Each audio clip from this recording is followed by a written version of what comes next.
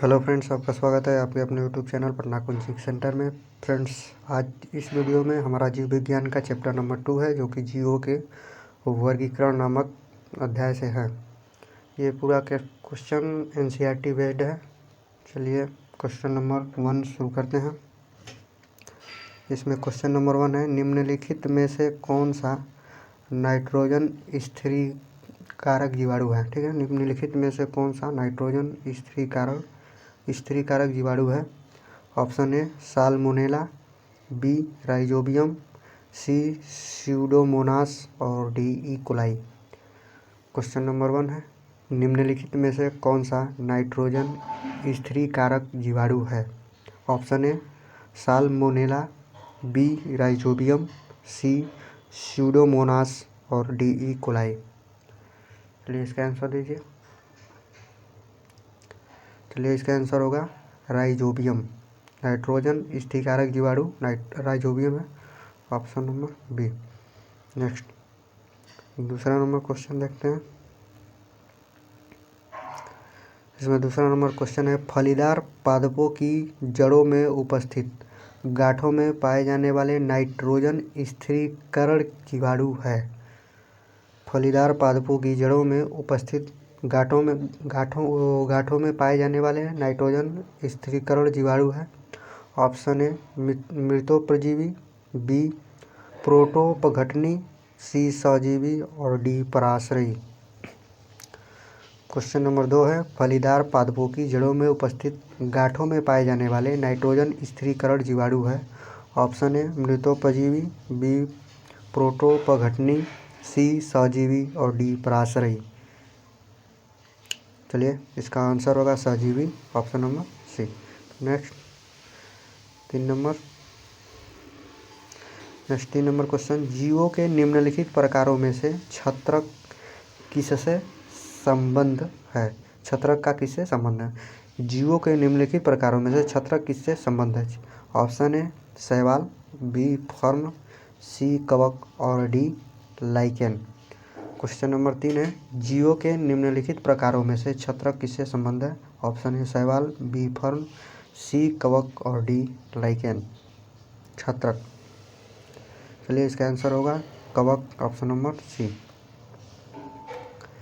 Next 4 number question, yeast एक है, east क्या है। ऑप्शन ए ब्रायोफाइटा, बी में है कवक, सी शैवाल और डी में है जीवाणु। ईस्ट एक है, ईस्ट मतलब ईस्ट क्या है। ऑप्शन ए में ब्रायोफाइटा, बी कवक, सी शैवाल और डी जीवाणु। चलिए इसका आंसर होगा कवक। ईस्ट एक कवक है, ऑप्शन नंबर बी। 5वां क्वेश्चन देखते हैं।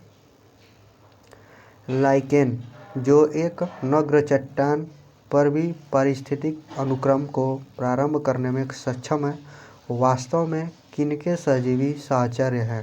ठीक है, लाइकेन जो एक नग्न चट्टान पर भी पारिस्थितिक अनुक्रम को प्रारंभ करने में सक्षम है, वास्तव में किनके सजीवी है। मतलब लाइकेन किसका सजीवी है पूछ रहा है। ऑप्शन ए में है, चलिए ऑप्शन ए में शैवाल और जीवाणु, बी शैवाल और कवक, सी जीवाणु और कवक और डी कवक और मांस। ऑप्शन ए शैवाल और जीवाणु, बी शैवाल और कवक, सी जीवाणु और कवक और डी कवक और मांस। लाइकेन किसका सजीवी है। चलिए इसका आंसर होगा लाइकेन शैवाल और कवक का सजीवी, option number B. Next 6 number, litmus अम्ल क्षार सूचक प्राप्त होता है। लिटमस किससे प्राप्त होता है। जो अम्ल और क्षार का सूचक होता है लिटमस किससे प्राप्त होता है। ऑप्शन ए में है जीवाणु से, बी लाइकेन, सी विषाणु और डी में से कोई नहीं। लिटमस जो अम्ल क्षार का सूचक होता है किससे प्राप्त होता है। ऑप्शन ए जीवाणु, बी लाइकेन, सी विषाणु और डी में से कोई नहीं। चलिए इसका आंसर होगा लाइकेन से, option number B. Question number 7 देखते हैं। निम्नलिखित में से कौन प्रदूषण संकेतक पौधा है। निम्नलिखित में से कौन प्रदूषण संकेतक पौधा है। ऑप्शन ए शैवाल, बी कवक, सी लाइकेन और डी फर्न। क्वेश्चन नंबर 7, निम्नलिखित में से कौन प्रदूषण संकेतक पौधा है? ऑप्शन ए शैवाल, बी कवक, सी लाइकेन, डी फर्न। शैवाल, कवक, लाइकेन और फर्न प्रदूषण संकेतक पौधा। चलिए इसका आंसर होगा lichen, option number C, lichen प्रदूषण संकेतक पौधा है। नेक्स्ट 8 नंबर क्वेश्चन देखते हैं। निम्नलिखित में से कौन सा स्वपोषित है? निम्नलिखित में से कौन सा स्वपोषित है? ऑप्शन ए तितली, बी शैवाल, सी मशरूम, डी टिड्डा। निम्नलिखित में से कौन सा स्वपोषित है? ए तितली, बी शैवाल, सी मशरूम, डी टिड्डा। चलिए इसका आंसर दीजिए। चलिए इसका आंसर होगा शैवाल। शैवाल स्वपोषित है। Next 9 number. देखते हैं। निम्नलिखित में से किस फसल में एजोला एवं एनाबीना जैव उर्वरकों का प्रयोग किया जाता है? क्वेश्चन नंबर 9 है, निम्नलिखित में से किस फसल में एजोला एवं एनाबीना जैव उर्वरकों का प्रयोग किया जाता है? ऑप्शन ए गेहूं में, बी चावल में, सी सरसों में और डी कपास में। प्रश्न है 9 नंबर, निम्नलिखित में से किस फसल में एजोला और एनाबीना जैव उर्वरकों का प्रयोग किया जाता है? चलिए एजोला और एनाबीना जैव उर्वरक चावल में प्रयोग किया जाता है, ऑप्शन नंबर बी। नेक्स्ट देखते हैं 10 नंबर, चिलगोजा निम्न में से किस एक प्रजाति के बीज से प्राप्त होती है? चिलगोला निम्न में से किस एक प्रजाति के बीज से प्राप्त होती है? Option A pine, B palm, C cycas और डी देवदार। चिलगोजा निम्न में से किस एक प्रजाति के बीज से प्राप्त होती है? Option A pine, B palm, C cycas, D देवदार। चलिए इसका सही आंसर होगा पाइन, ऑप्शन नंबर ए। चिलगोजा पाइन से प्राप्त होती है। तो नेक्स्ट 11 नंबर क्वेश्चन, सबसे लंबा जीवित वृक्ष है? Option A eucalyptus, B sequoia, C deodar, D पराग। सबसे लंबा जीवित वृक्ष है यूकेलिप्टस, बी सिकोया, सी देवदार, बी और डी पराग। चलिए इसका सही आंसर होगा सबसे लंबा जीवित वृक्ष sequoia, option number B. Next 12 number, जलीय फर्न जिसे जैव उर्वरक के रूप में प्रयोग किया जाता है वह है? जलीय फर्न जिसे जैव उर्वरक के रूप में प्रयोग किया जाता है वह है? Option A salvinia, B azolla, C marsilea और डी टेरिडियम। जलीय फर्न जिसे जैव उर्वरक के रूप में प्रयोग किया जाता है वह है साल्विनिया, एजोला, मर्सिलिया और टेरिडियम। चलिए इसका सही आंसर होगा azolla, option number B. Next 13 number, दालें पादपों के किस कुल से प्राप्त होती है? दालें पादपों के किस कुल से प्राप्त होती हैं? ऑप्शन ए लिलिएसी और बी साइकैडेसी, सी लेग्यूमिनेसी और डी कवक। दालें पादपों के किस कुल से प्राप्त होती है? लिलिएसी, साइकैडेसी, लेग्यूमिनेसी और डी में कवक। इसका सही आंसर होगा लेग्यूमिनेसी। दालें पादपों के लेग्यूमिनेसी कुल से प्राप्त होती है। नेक्स्ट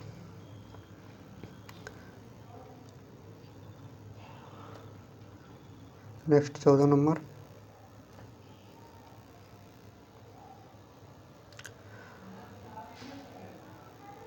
नंबर, क्वेश्चन, पौधे जो नमक युक्त मिट्टी में उगते हैं को क्या कहते हैं? उनको क्या कहते हैं? पौधे जो नमक युक्त मिट्टी में उगते हैं उसको क्या कहते हैं?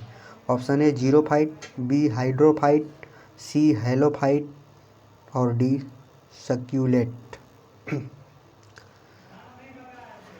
पौधे जो नमक युक्त मिट्टी में उगते हैं उसको क्या कहते हैं? जीरोफाइट, ठीक, हाइड्रोफाइट, हेलोफाइट और सक्यूलेट।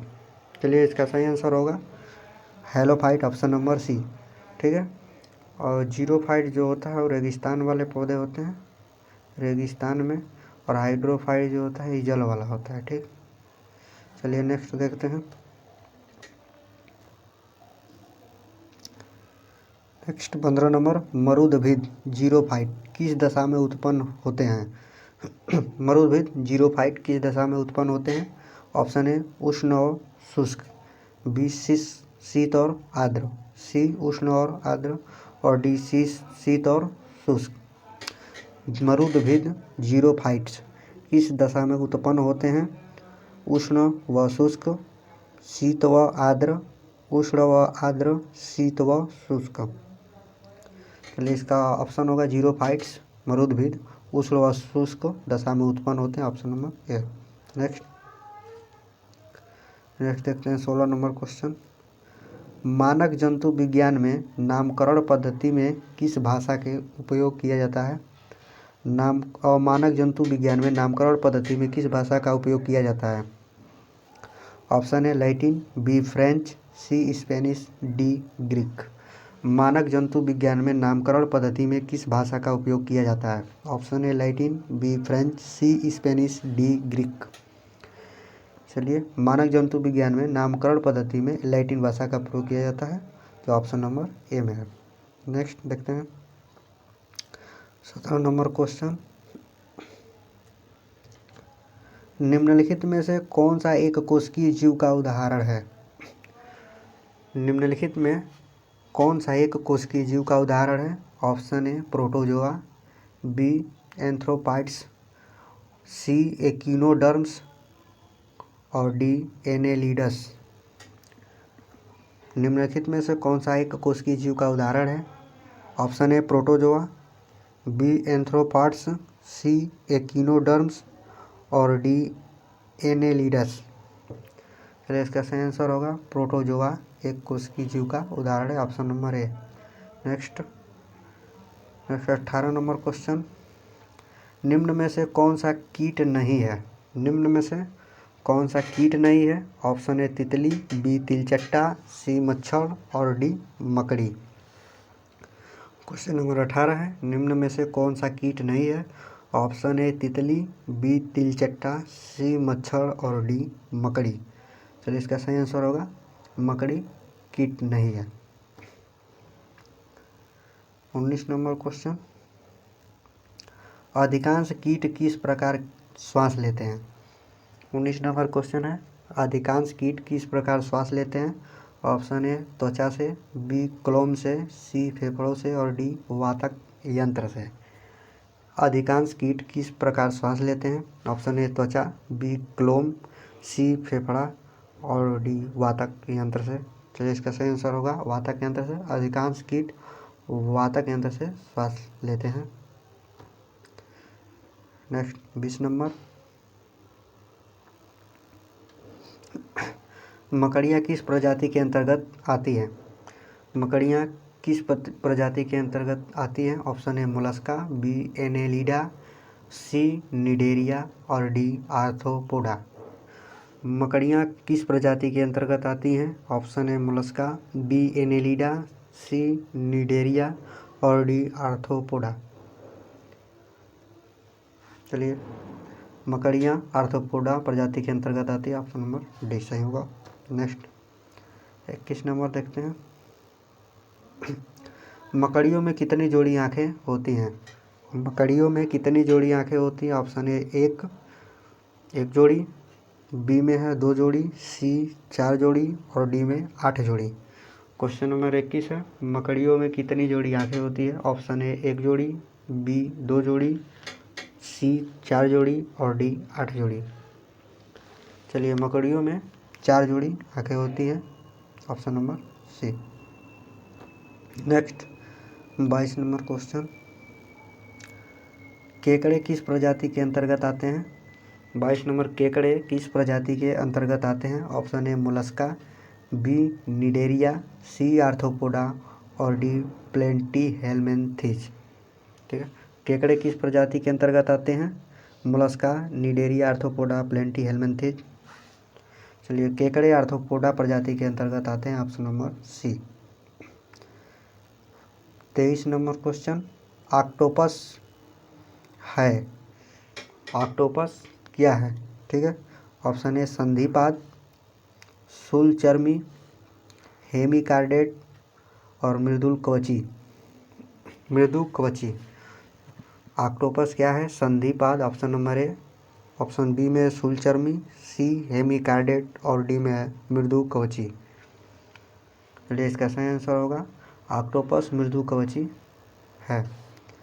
नेक्स्ट 24 नंबर, निम्न में से कौन एक मीन यानी फिश है? निम्न में से कौन एक फिश है, मछली है? Option A crayfish, B cuttlefish, C flying fish और डी सिल्वर फिश। निम्न में से कौन एक मीन फिश है, मतलब मछली है? Option A crayfish, B cuttlefish, C flying fish और डी सिल्वर फिश। चलिए, इसका सही आंसर होगा option number D silverfish मछली है। चलिए, 25 नंबर, मछली किस अंग द्वारा शोषण करती है? मछली किस अंग द्वारा शोषण करती है? ऑप्शन ए नाक, बी फेफड़े, सी गलफड़े और डी पंख। मछली किस अंग द्वारा शोषण करती है? नाक, फेफड़े, गलफड़े और पंख। चलिए, इसका सही आंसर होगा गलफड़े। मछली गलफड़े द्वारा श्वास लेती है। Option number C. नेक्स्ट देखते हैं 26 नंबर, निम्न में से किसकी उपस्थिति के कारण गिरगिट रंग बदलता है? निम्न में से किसकी उपस्थिति के कारण गिरगिट रंग बदलता है?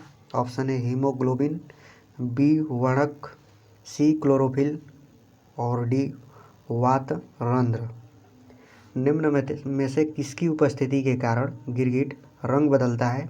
ऑप्शन ए हीमोग्लोबिन, बी वर्णक, सी क्लोरोफिल और डी वात रंध्र। इसका सही आंसर होगा वर्णक। ऑप्शन नंबर बी, गिरगिट वर्णक के कारण रंग बदलता है। नेक्स्ट 27 नंबर,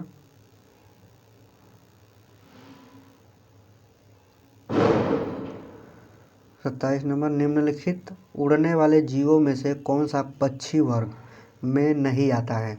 निम्नलिखित उड़ने वाले जीवों में से कौन सा पक्षी वर्ग में नहीं आता है? ठीक है, ऑप्शन ए चमगादड़, बी कौवा, सी चील और डी तोता। निम्नलिखित उड़ने वाले जीवों में से कौन सा पक्षी वर्ग में नहीं आता है? ए चमगादड़, बी कौवा, सी चील और डी तोता। चलिए, इसका सही आंसर होगा ऑप्शन ए चमगादड़, बाकी सब पक्षी है। 28 नंबर, निम्नलिखित में से कौन सा एक भारत का राष्ट्रीय जलीय प्राणी है? 28 नंबर क्वेश्चन, निम्नलिखित में से कौन सा एक भारत का राष्ट्रीय जलीय प्राणी है? ऑप्शन ए खारे पानी का मगरमच्छ, बी ऑलिव रिडले टर्टल कुर्म, सी गांगे डॉल्फिन और डी घड़ियाल। 28 नंबर क्वेश्चन, निम्नलिखित में से कौन सा एक भारत का राष्ट्रीय जलीय प्राणी है?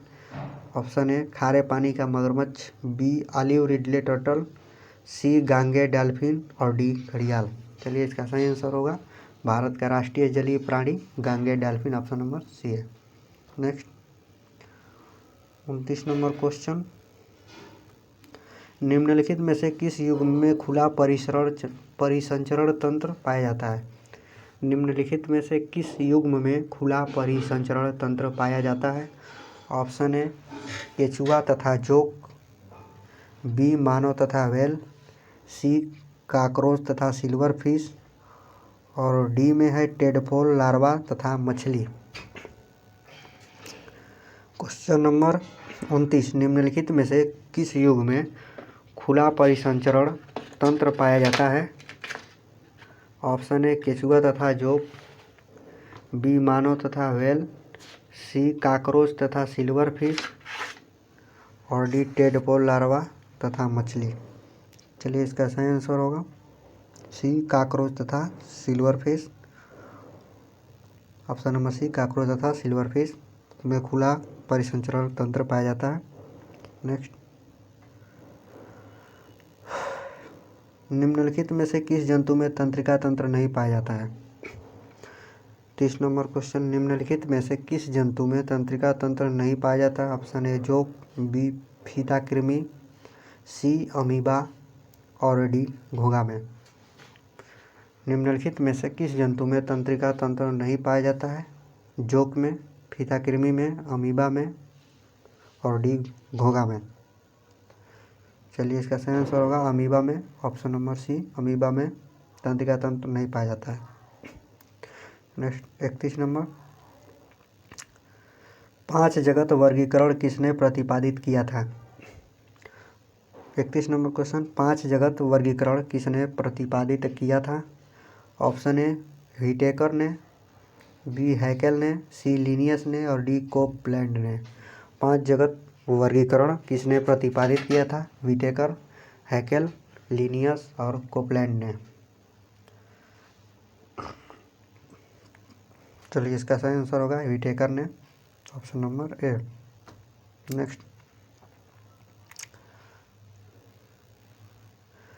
नेक्स्ट है सूची 1, जंतु को सूची 2 वर्ग या जगत से सुमेलित कर नीचे दिए गए कूट में से सही उत्तर चुनें। ठीक है, इसमें से सही उत्तर चुनना है। पहला में है ऑक्टोपस, फिर जेली मछली, सिल्वर मछली, बॉम्बे बत्तख। इसका मिलान करना है।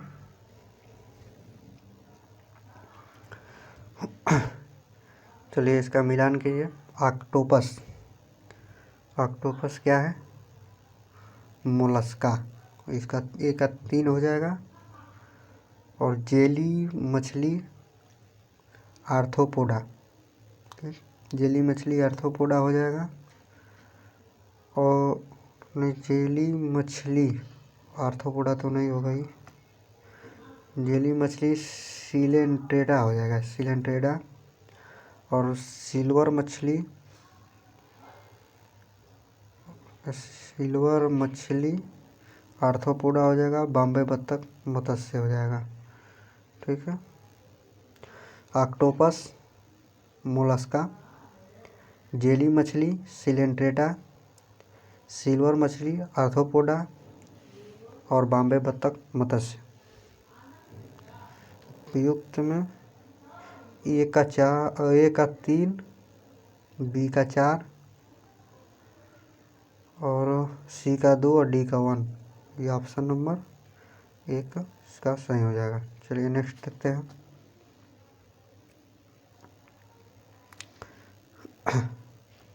निम्नलिखित में से कौन से कथन सही है?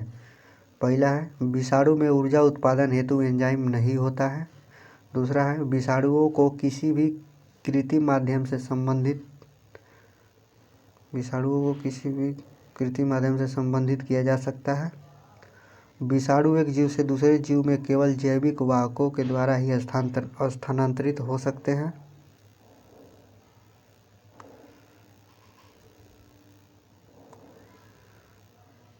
चलिए नीचे दिए गए कूट का प्रयोग कीजिए, इसमें कौन सही है? ठीक है,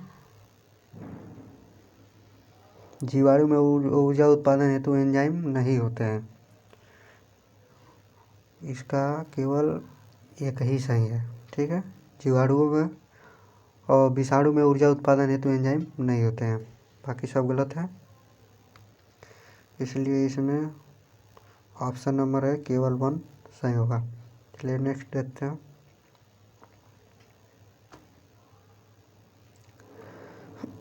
नेक्स्ट 34 नंबर, प्रोकैरियोटिक है वे जंतु जिसमें तंत्रिका तंत्र भली भांति विकसित नहीं होता। बी में वे जंतु जिनमें केंद्रक सुविकसित नहीं होता। सी में वे प्राचीन पौधे जिनमें संवहन तंत्र सुविकसित नहीं होता। और डी में है वे पौधे जिनमें पुष्प व बीज उत्पन्न नहीं होते। क्वेश्चन नंबर 34, प्रोकैरियोटिक है। ऑप्शन ए वे जंतु जिनमें तंत्रिका तंत्र भली भांति विकसित नहीं होता। ऑप्शन बी में है वे जीव जिनमें केंद्रक सुविकसित नहीं होता। सी में है वे प्राचीन पौधे जिनमें संवहन तंत्र सुविकसित नहीं होता। और डी वे पौधे जिनमें पुष्प व बीज उत्पन्न नहीं होते। तो इसका सही आंसर होगा प्रोकैरियोटिक वे जीव होते हैं जिनमें केंद्रक सुविकसित नहीं होता, ऑप्शन नंबर बी। नेक्स्ट देखते हैं 35 नंबर।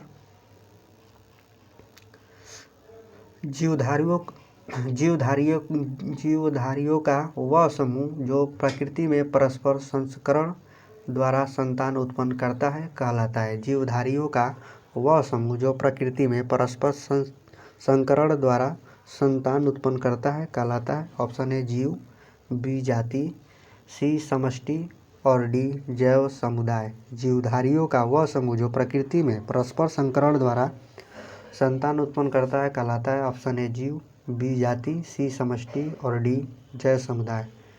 चलिए इसका सही आंसर होगा जाति, option number B. Next 36 number question देखते हैं।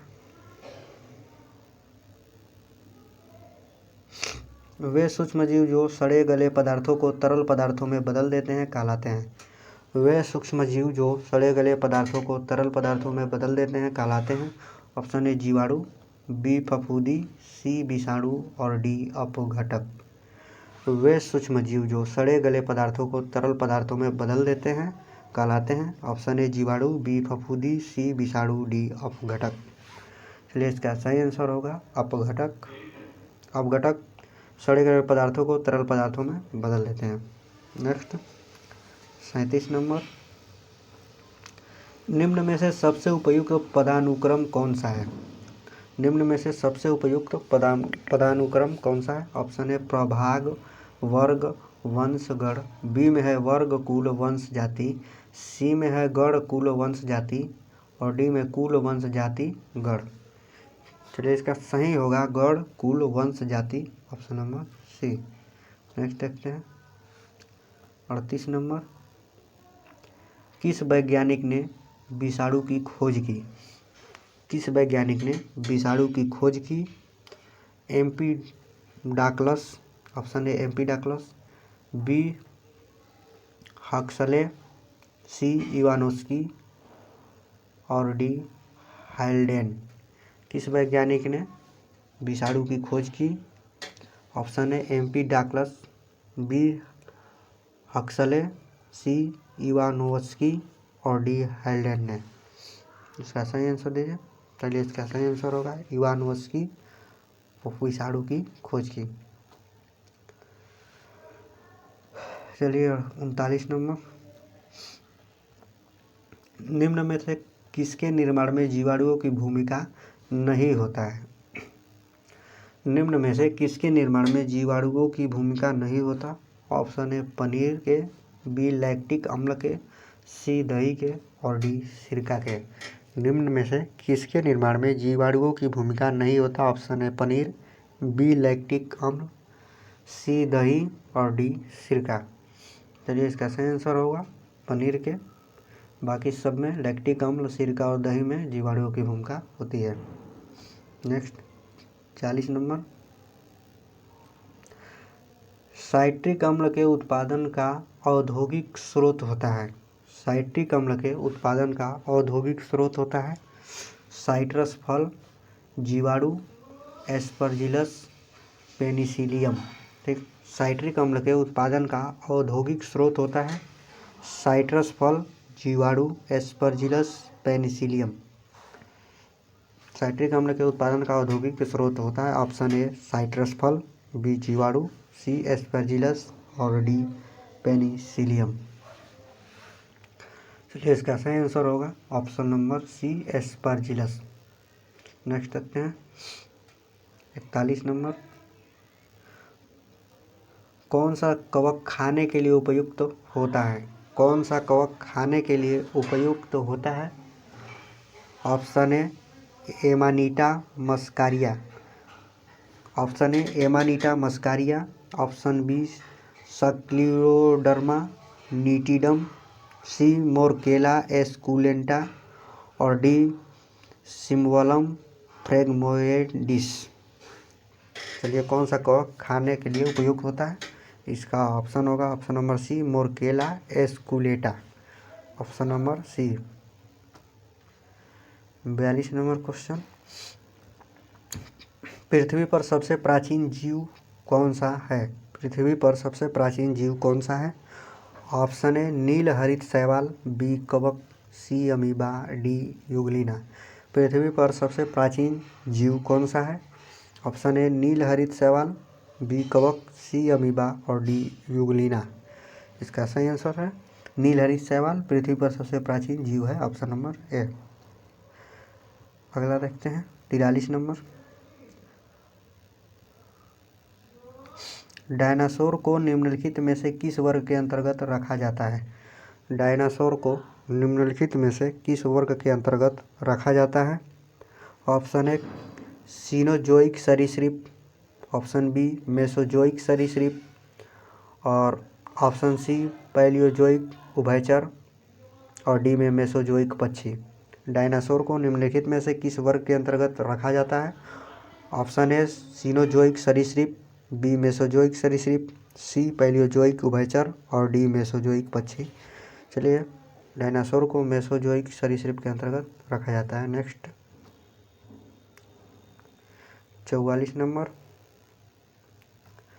आधुनिक मानव के निकटतम पूर्वज कौन है? 44 नंबर क्वेश्चन। आधुनिक मानव के निकटतम पूर्वज कौन है?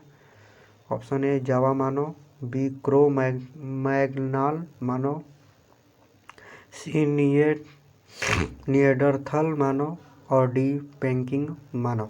आधुनिक मानव के निकटतम पूर्वज कौन है? चलिए इसका सही आंसर होगा क्रो मैग्नान मानव, ऑप्शन नंबर बी।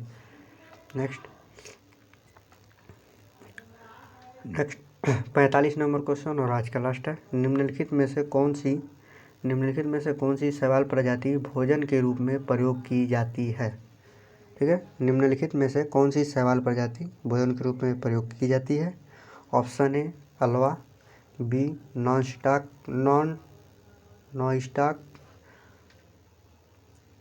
सी अम्बलिकस और डी ये सभी। निम्नलिखित में से कौन सी शैवाल प्रजाति भोजन के रूप में प्रयोग की जाती है? ए ulva, B nostoc, C umbilicus और डी ए सभी। इसका सही आंसर होगा ये सभी भोजन के रूप में प्रयोग की जाती है। चलिए आज 45 क्वेश्चन का सेट था जो कि समाप्त हो गया। इसमें से आपका कितना सही हुआ है एक कमेंट करिएगा। और ये आपको अगर अच्छा लगा है तो वीडियो को लाइक, चैनल को सब्सक्राइब और शेयर कीजिए। मिलते हैं नेक्स्ट वीडियो में, तब तक के लिए जय हिंद।